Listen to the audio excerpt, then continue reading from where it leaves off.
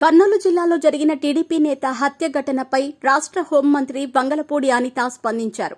మృతుని కుటుంబానికి సానుభూతి తెలిపారు. బాధిత కుటుంబానికి టీడీపీ ఎప్పుడూ అండగా ఉంటుందని అన్నారు. హత్య ఘటనలో నిందితుల కోసం వెతుకుతున్నామని, ఇప్పటికే ప్రత్యేక బృందాలను కూడా ఏర్పాటు చేశామని హోంమంత్రి తెలిపారు.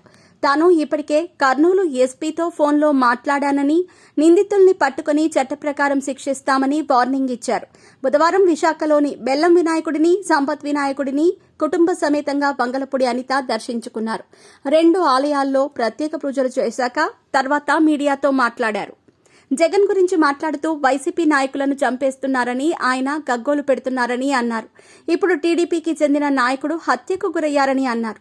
వైసీపీ నేతలు కావాలని రాష్ట్రంలో లా అండ్ ఆర్డర్ సరిగ్గా లేకుండా కుట్రలు చేస్తున్నారని, తరచూ రాజకీయ హత్యలకు పాల్పడుతున్నారని అన్నారు. ఇప్పటిదాకా హత్య చేసిన ఘటనలో ఎవరినీ వదిలే ప్రసక్తే లేదని అనిత తేల్చి చెప్పారు. రాష్ట్రంలో టీడీపీ కూటమి అధికారంలోకి వచ్చిన తర్వాత ఇప్పటి వరకు 4 రాజకీయ హత్యలు జరిగాయని గుర్తు చేశారు. దాంట్లో 3 టీడీపీకి చెందిన వారే అని అన్నారు. వైసీపీ నేతలే అనాగరికంగా హత్య చేశారని ఆరోపించారు.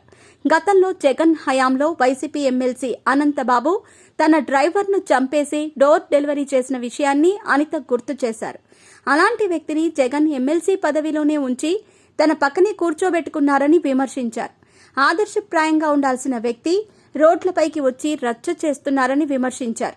కర్నూలు జిల్లా పత్తికొండ మండలం హోసూరులో టీడీపీ మాజీ సర్పంచ్ వాకిటి శ్రీను అనే 45 ఏళ్ల వ్యక్తి దారుణ హత్యకు గురయ్యాడు. ఉదయం వేళ బహిర్భూమికి వెళ్లిన వేళ అతడి కళ్లల్లో కారం పొడి చల్లి వేట కొడవళ్లతో దుండగులు నరికారు.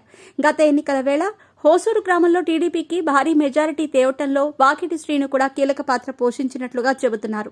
హోసూరు గ్రామంలో కూడా టీడీపీకి భారీ మెజారిటీ వచ్చింది. ఈ విషయాన్ని వైసీపీ నేతలు జీర్ణించుకోలేకపోతున్నట్టుగా ఆరోపణలున్నాయి. అందుకే తమ గ్రామంలో భారీ మెజారిటీ రావటానికి శ్రీనివాసులే కారణమని భావించి సమయం చూసి శ్రీనును రాజకీయ ప్రత్యర్థులు చంపినట్లుగా భావిస్తున్నారు.